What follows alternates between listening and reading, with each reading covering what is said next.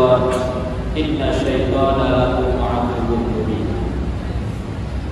Jamaah muslimin yang dirahmati Allah Subhanahu wa taala, segala puji hanya bagi Allah yang Maha mengetahui isi hati, yang Maha melihat gerak-gerik jiwa dan Maha membalas setiap niat tersembunyi.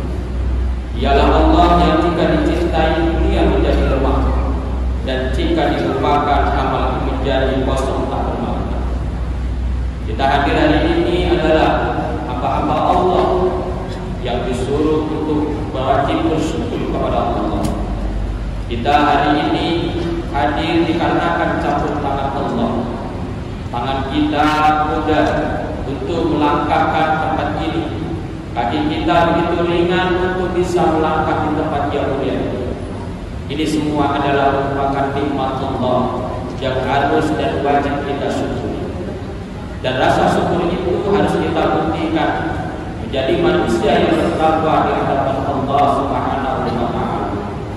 Takwa itu artinya adalah menjunjung segala perintah Allah, menjauhi segala apa yang dilarang oleh Allah Subhanahu wa taala. Ulama menafsirkan atau mentarifkan takwa itu artinya adalah imtisalul awamir wa ijtinabun nawahi zahira wa batin. Menjunjung segala perintah Allah, menjauhi segala apapun yang dilarang oleh Allah, baik itu secara zahir dan juga secara batin. Selawat dan salam sama-sama kita hadiahkan dan curahkan buat junjungan baginda Rasulullah sallallahu alaihi wasallam. Semoga kita yang hadir hari ini mendapat syafaatnya di yaumil mahsyar kelak. Amin ya Allah, amin ya rabbal alamin. Jamaah muslimin yang dirahmati Allah Subhanahu wa taala. Hari ini khutbah bukan sekedar pengingat, tetapi cambuk untuk jiwa kita yang mungkin sudah mulai lengah. Sebuah peringatan dari para ulama dan ahli hikmah tentang adanya 3 golongan manusia yang sedang menjadi bahan ejekan setan. Mereka tidak sedang bermaksiat secara terang-terangan, tapi justru mengira dirinya dekat dengan Allah, padahal mereka sedang dijauhkan dari Allah Subhanahu wa taala. Ulama ahli hikmah mengatakan ada 3 golongan orang-orang yang suka ditertawakan dan diejek oleh setan. Hal tersebut diungkapkan oleh para ulama. Madid da'a salasan fi ghairi salas fa'lam anna syaitana yas'alu minhu. Barang siapa yang mengaku 3 hal, tapi dia tidak mengakukan 3 hal yang lain sebagai syaratnya, maka sesungguhnya dia termasuk orang-orang yang ditertawakan atau diejek oleh setan. Kaum muslimin yang dirahmati Allah Subhanahu wa taala, manakah 3 hal tersebut atau 3 golongan orang-orang yang diejek dan ditertawakan oleh setan? Yang pertama adalah manidda'a ala wa tazikrillah ma'ruf bidunya, yaitu orang yang mengaku manisnya berzikir tapi hatinya masih cinta dengan dunia. Zikir adalah nafasnya hati, duduknya ruh, dan zikir adalah cahaya yang menyinari lorong gelapnya kehidupan. Zikir bukan sekedar lantunan lisan yang membasahi bibir, tapi getaran jiwa yang menggetarkan aras Allah. Zikir adalah panggilan cinta dari hamba kepada Tuhan.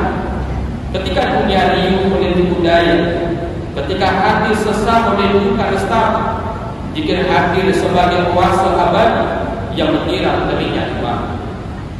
Zikir bukan hanya kalimat, tapi senjata melawan lupa, pelita bagi jiwa yang terjebak dalam malam panjang yang penuh kelalaian. Siapa yang hidup tanpa zikir, maka ia hidup tanpa arah, bagai kapal yang terombang-ambing tanpa adanya nahkoda. Tapi siapa yang menjadikan zikir sebagai teman hidup, maka hatinya akan sekuat gunung dan sebenih embun di surga.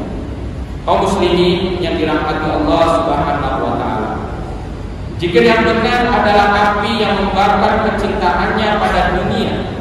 Ia seperti kilat yang menyambar kemunafikan dari hati.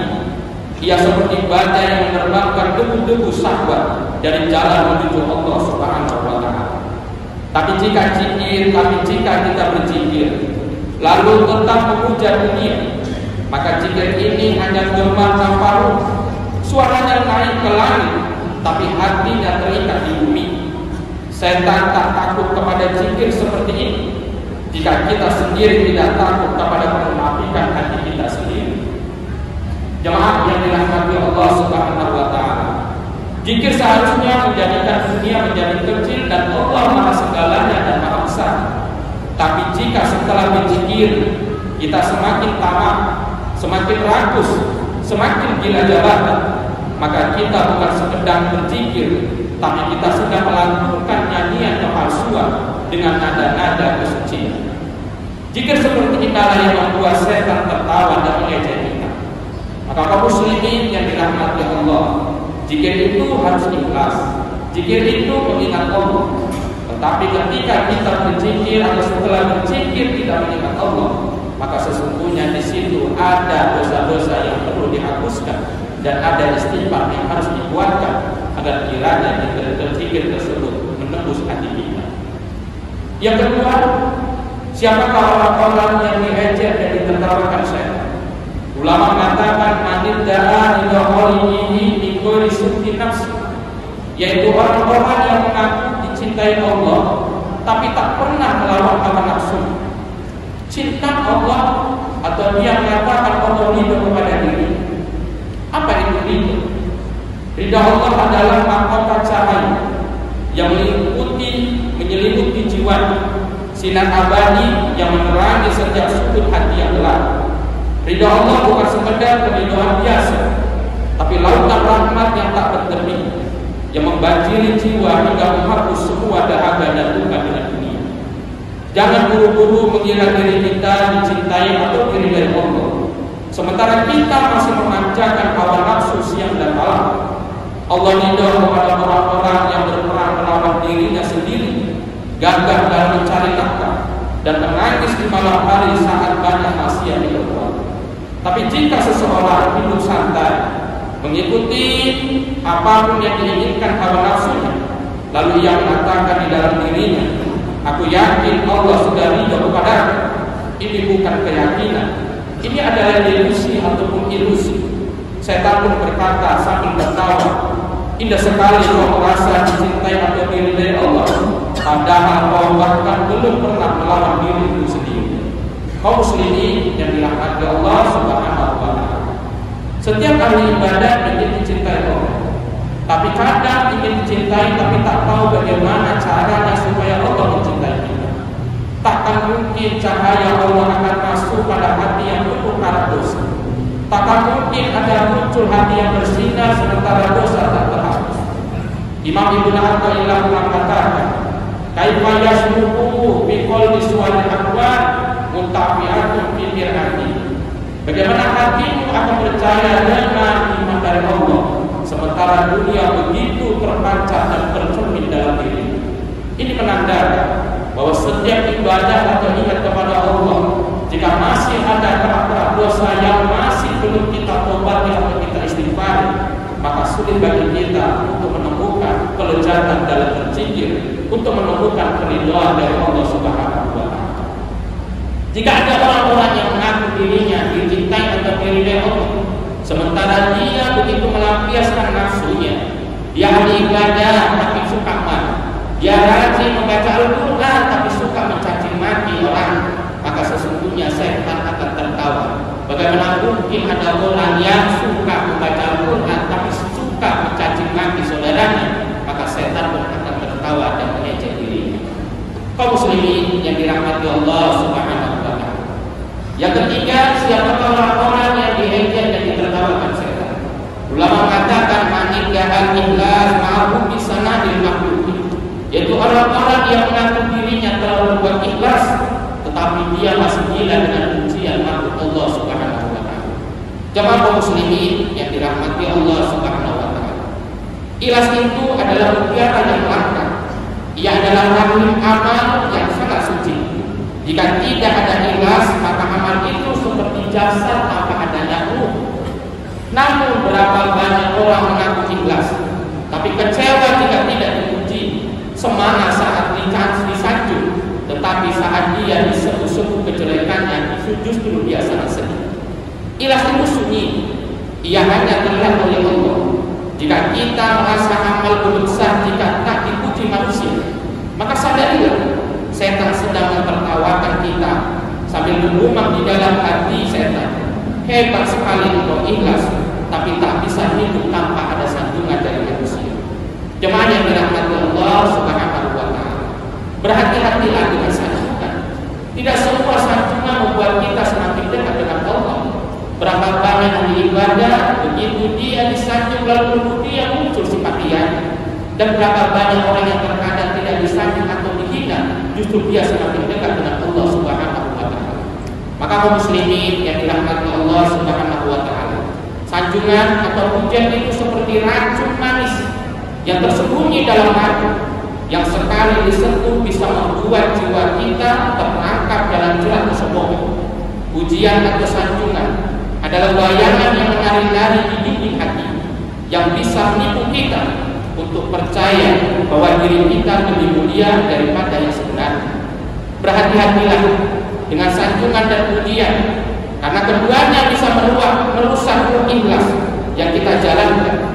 Jika kita mampu berbuat ikhlas, maka setan pasti akan menangis perih. Tapi jika kita mengaku ikhlas tapi mengharap sanjungan dan pujian dari manusia, maka sesungguhnya setan akan tertawa dan mengejek kita. Maka kaum muslimin yang dirahmati Allah Subhanahu wa Ta'ala, inilah tiga golongan orang-orang yang ditertawakan dan diejek oleh setan. Mereka mengira sudah mencapai tingkatan para wali Allah, padahal masih terperangkap dalam jebakan pujian, cinta dunia dan hawa nafsu. Maka dari itu jangan biarkan kita menjadi atau mendapatkan salah satunya. Jangan biarkan amal kita menjadi rumah yang megah dari luar tapi rapuh justru terlihat dari dalam. Jangan biarkan kita berjalan menuju akhirat tapi setan di samping kita tertawa sepanjang jalan. Kaum muslimin yang dirahmati Allah Subhanahu wa Ta'ala, musuh terbesar kita bukanlah penjahat. Musuh terbesar kita bukanlah orang-orang yang suka menjolimi kita, tapi musuh terbesar kita adalah bagaimana kita mampu untuk mengalahkan nafsu kita. Ketika baginda Rasulullah SAW perang yang sangat luar biasa, lalu sahabat mengatakan perang ini sangat luar biasa Rasulullah. Lalu apa kata Rasulullah? Ada perang yang lebih dahsyat daripada perang Badar, yaitu perang dengan hawa nafsu. Jamaah kaum muslimin yang dirahmati Allah Subhanahu wa Ta'ala, jika ada orang kuat yang mampu mengalahkan 10 musuhnya, jika ada orang yang sakti yang mampu mengalahkan 100 orang dengan kekuatan kesaktiannya, maka apabila dia tidak mampu mengalahkan dirinya, maka sesungguhnya dia bukanlah orang yang kuat dan dia bukanlah orang yang sakti. Maka sesungguhnya jemaah yang dirahmati Allah Subhanahu wa Ta'ala, mari sama-sama kita bersihkan diri kita. Jangan sampai amal ibadah yang kita lakukan berpuluh-puluh tahun lalu kemudian rusak dikarenakan godaan setan. Apabila kita beribadah mengharapkan ridha Allah, maka sesungguhnya surga akan terbuka lebar untuk kita. Tapi apabila kita mengharap pujian dan sanjungan dari manusia, seberapa banyak ratusan rakaat yang kita lakukan, sebanyak bekas sujud yang kita lihat, maka sesungguhnya bukan surga yang terbuka, tapi justru neraka yang akan dimasukkan kepada kita. Maka kaum muslimin yang dirahmati Allah Subhanahu wa Ta'ala, mari sama-sama mengikhlaskan diri, merobek jiwa kita yang masih banyak hawa nafsunya, keluarkan setan sebanyak-banyaknya dari diri kita, hilangkan kesombongan, hilangkan keirian, hilangkan rasa tidak bersyukur dengan Allah. Dan apabila kita mampu menghilangkan segala apa yang di hati kita, maka insya Allah di hati kita akan menjadi ini, hati kita akan semakin dekat dengan Allah Subhanahu wa Ta'ala. Profesor Hamka pernah mengatakan, jika engkau ingin melihat bagaimana kehidupan di hadapan Allah, maka lihatlah kedudukan Allah ketika engkau menjalankan ibadah sholat. Apabila engkau banyak mengingat Allah di dalam sholat, maka insya Allah kedudukanmu semakin tinggi di hadapan Allah. Tapi apabila engkau semakin sedikit mengingat Allah di dalam sholat, maka begitulah tempat kedudukanmu di hadapan Allah Subhanahu wa Ta'ala. Mudah-mudahan kita yang hadir hari ini adalah manusia-manusia yang insya Allah terlepas daripada ejekan dan tertawan setan, dan insya Allah kita termasuk orang-orang yang di hadapan Allah menjadi manusia yang bertakwa, manusia yang soleh, yang berakhlakul karimah, yang mempunyai hati yang bersih, sehingga surga semakin senang dan dekat dengan kita. Amin ya Allah.